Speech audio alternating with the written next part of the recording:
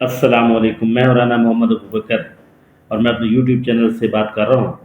آج تاریخ ہے 17 اور ڈے ہے پیر کا۔ آج ہم بات کریں گے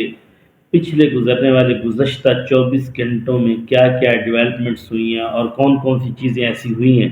جو میں آپ کو بتانا ضروری سمجھتا ہوں۔ اس میں 3 سے 4 باتیں ہیں جن پر ہم گفتگو کریں گے۔ نمبر 1 یہ ہے کہ نون لیگ کے کچھ سینیٹرز جو ہیں انہوں نے استعفیٰ دینے کی دھمکی دے دی ہے۔ نمبر 2، نواز شریف صاحب کی شہباز شریف اور خواجہ آصف کو سرزنش یعنی ڈانٹا۔ اور نمبر 3، سپریم کورٹ میں 4 ججز یعنی آنے والے 4 ججز لگا لیں یا 8 ججز اور ایک قاضی فائز عیسیٰ میں بہت کچھ چل رہا ہے، کچھ خاص چل رہا ہے، آنے والے وقت میں کچھ نیا ہو سکتا ہے، اس پر گفتگو ہم کریں گے۔ تو پہلے ہم گفتگو کریں گے نون لیگ کے سینیٹرز کے بارے میں۔ جیسے کہ میں نے اپنے پچھلے ویلاگ میں آپ کو بتایا تھا کہ یہ جو ترمیم جوڈیشری کا یہ امینڈمنٹ بل پیش کیا جا رہا تھا، اس کے بارے میں اسد کیسر صاحب کی بھی یہ جو ہے وہ سپیچ تھی اسمبلی کے اندر کہ انہوں نے کہا تھا کہ یہ جو امینڈمنٹ کی جا رہی ہے آئی کہاں سے ہے، اور پھر حمداللہ صاحب نے بھی حافظ حمداللہ صاحب نے بھی یہ کہا، اور مولانا فضل الرحمان نے بھی اپنی جو ان کی مشاورتی میٹنگ تھی اس میں کہا تھا کہ یہ آئی کہاں سے، کیونکہ اس کا تو نون لیگ کے خود سینیٹرز کو بھی نہیں پتا، نون لیگ کے ایم این ایز کو بھی نہیں پتا۔ اعظم نذیر تارڑ کو اسد کیسر نے کہا تھا کہ کیا آپ دل پہ ہاتھ رکھ کے بتا سکتے ہیں کہ آپ کو اس امینڈمنٹ کا پتہ ہے، تو ان کو بھی نہیں پتا۔ تو اس میں یہ خبر آئی ہے کہ جب یہ قانون پاس کروایا جا رہا تھا تو جو 3 ان کے سینیٹرز ہیں، ویسے تو بہت سے تھے جنہوں نے بات کو اٹھایا، لیکن 3 سینیٹر نے کہا کہ ہم اس امینڈمنٹ میں آپ کا ساتھ نہیں دینے والے، آپ ہم سے کیا لے لیں، استعفیٰ لے لیں۔ اور انہوں نے ایسے ہی کیا، بلکہ کہتے کہ انہوں نے فون تک اپنے بند کر دیے۔ تو باہر کے ووٹ لینا تو الگ کی بات ہے، وہ تو بعد میں پھیلایا جا رہا تھا جی ہمیں تو 2/3 میجورٹی مل چکی ہے۔ ان کے اپنے بندے ہی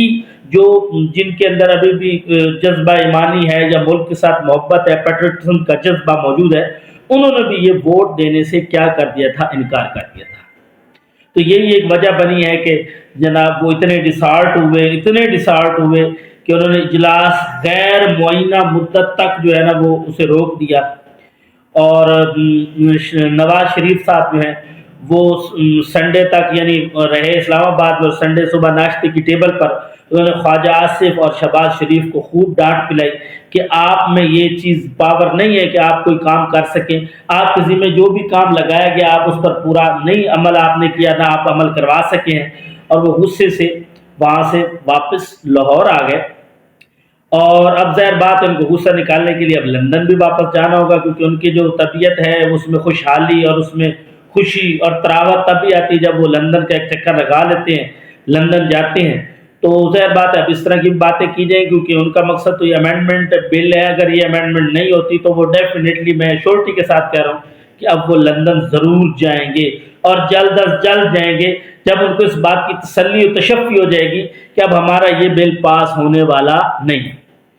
تو ایک تو ہم نے سینیٹرز پہ بات کر لی، اس کے بعد نواز شریف نے جو ان کو چاڑا۔ اگلی بات جی، اب صورتحال کیا بنی جی سپریم کورٹ میں سیچرڈے والے دن یعنی جس دن سنڈے کو امینڈمنٹ ہونی تھی، اس دن 8 ججز نے اپنا ایک فیصلہ دیا کہ جو پی ٹی آئی کے چند آزاد اراکین ہیں یعنی مخصوص نشستیں، ان کا نوٹیفیکیشن کیوں جاری نہیں کیا گیا، اس کا نوٹیفیکیشن جلدی جاری کیا جائے، ورنہ اس کے خطرناک جو ہے نا نتائج ہوں گے، یہ بھگتنا ہوں گے۔ یہ تو اس پہ جو ہے مطلب جی تو اس پہ قاضی فائز عیسیٰ صاحب ظاہر بات ہے بہت زیادہ آگ بگولا ہوئے کہ یہ کیا ہے کہ امینڈمنٹ ہونے کی ایک دن پہلے ہی ایک فیصلہ سنا دیا گیا ہے۔ تو اب وہ تو چلو ہو گیا جو ان پہ گزری جو معاملات ہوئے، اب یعنی پیر والے دن جو ڈپٹی رجسٹرار ہوتا ہے جس نے وہ آگے مطلب سارا کچھ کرنا ہوتا ہے، اس نے یہ کہا کہ یہ جو فیصلہ سنایا گیا ہے اس کا تو کوئی شیڈول ہی نہیں تھا، پہلے بتایا ہی نہیں گیا، تو اس طرح اس پر امپلیمنٹ نہیں ہو سکتا، اس کا حل نہیں ہو سکتا۔ تو کتنی ایک عجیب بات ہے، ڈپٹی سپرنٹینڈنٹ جو کلرک کی حیثیت رکھتا ہے وہ 8 ججز جس میں سے نیکسٹ آنے والے چیف جسٹس بھی ان میں شامل ہیں، انہیں کہہ رہا ہے کہ یہ جو ہے نا قانون پاس، یعنی یہ نہیں ہو سکتا، یہ آرڈر پاس نہیں ہو سکتا، یہ حالات ہوئے پڑے ہیں کہ یعنی آپ اس طرح سمجھ لیں کہ قاضی فائز عیسیٰ صاحب جو ہیں وہ ان جو 8 ججز ہیں ان کے سامنے کھل کے سامنے آ گئے ہیں۔ اور اس کی میں سب سے آپ کو ایک امپورٹنٹ بات بھی آپ کو بتانا چاہ رہا ہوں، یہ جو فیصلہ 12 جولائی کو آیا تھا یا 12 جولائی کے بعد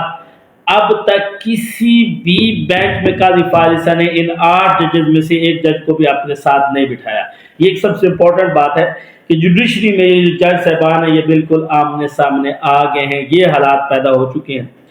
بہرحال اب باقی ڈیز آپ کو پتہ ہے، 25 اکتوبر کو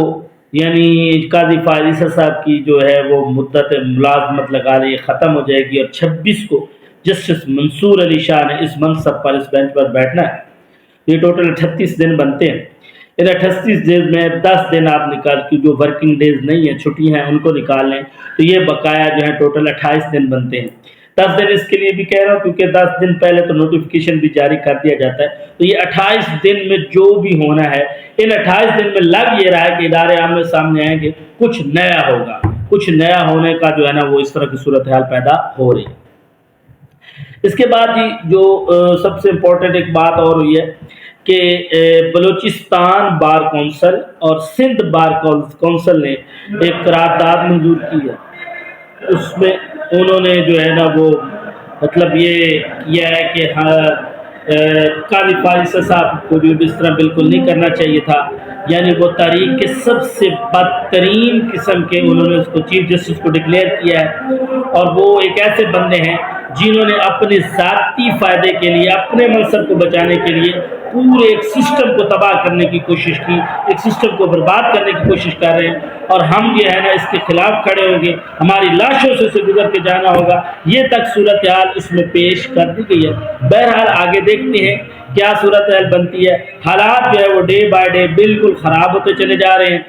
یہ آج کی کچھ جو چیزیں تھیں وہ میں نے آپ کے سامنے پیش کر دی کہ کیا صورتحال چل رہی ہے۔ آگے دیکھتے ہیں کیا ہوتا ہے، اور مخصوص نشستوں کا بھی فیصلے میں آگے کیا ہوتا ہے، کیونکہ جسٹس منصور علی شاہ بھی بالکل ایکٹیو ہو چکے ہیں، ان کے سارے جو ادر ججز ہیں وہ بھی ایکٹیو ہو چکے ہیں، انہوں نے بھی جو ہے نا وہ کوششیں جاری کر دی ہیں، اور قاضی فائز عیسیٰ بھی اب کھل کے جو ہے نا اپنے دوست جج صاحبان کے بھی سامنے آ رہے ہیں۔ اب آگے دیکھتے ہیں کہ کیا صورتحال بنتی ہے۔ تو یہ چند باتیں تھیں، گزارشات تھیں جو میں نے آپ کے سامنے رکھنی تھی۔ تو اگر آپ کو میری ویڈیو اچھی لگے، ویلاگ اچھا لگے، گفتگو اچھی لگے تو چینل کو سبسکرائب ضرور کیجیے گا، لائک کیجیے گا۔ ملتے ہیں انشاءاللہ اس طرح کی اگلی انفارمیٹیو ویڈیو کے ساتھ۔ میری کوشش ہوتی ہے میں آپ تک مختلف نیوز کے جو تجزیے ہیں وہ بھی صحیح آپ تک پہنچاؤں۔ انشاءاللہ ملتے ہیں اگلی ویڈیو کے ساتھ۔ السلام علیکم۔